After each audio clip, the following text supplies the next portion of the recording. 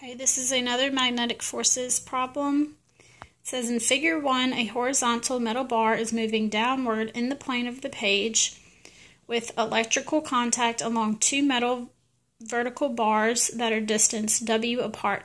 Throughout this region, there is a uniform horizontal magnetic field with magnitude B out of the plane of the page made by large coils that are not shown.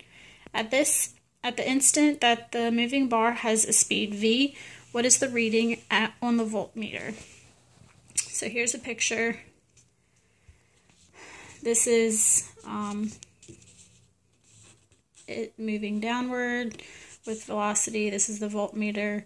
This is the magnetic field out of the page.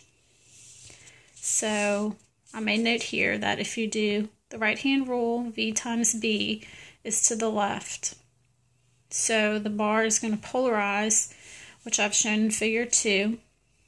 And we just assume here that there's positive mobile charges to, for simplification purposes, it makes it easier for the charges.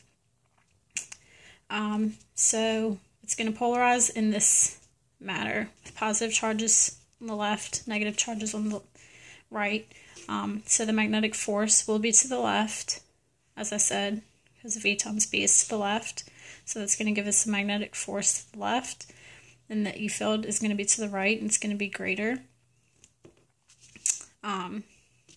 So we know that the magnetic force plus the electric force has to equal 0. So knowing that, we know that the magnetic force is QVB, and it's going to be sine of 90 in this case. And the electric force is going to be QE, and they have to equal each other. So we know the Q's cancel, and sine of 90 is just 1. So we know the electric field is going to equal V times B. So since E is uniform throughout the bar in this case, we can say that delta V, the change in the potential, is equal to negative integral E dot dl. And we just said that E here is VB. So we plug in VB here, and dl we know is W from what they gave us. So we can conclude, if we take the magnitude, that delta V is VBW.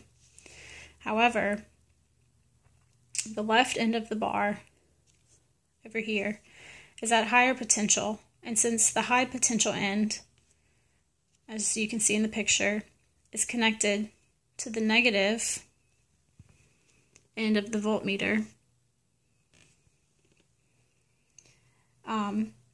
the reading will actually be negative. So this, will actually read negative VBW on the voltmeter. And if we wouldn't have taken the magnitude, we would have gotten negative VBW.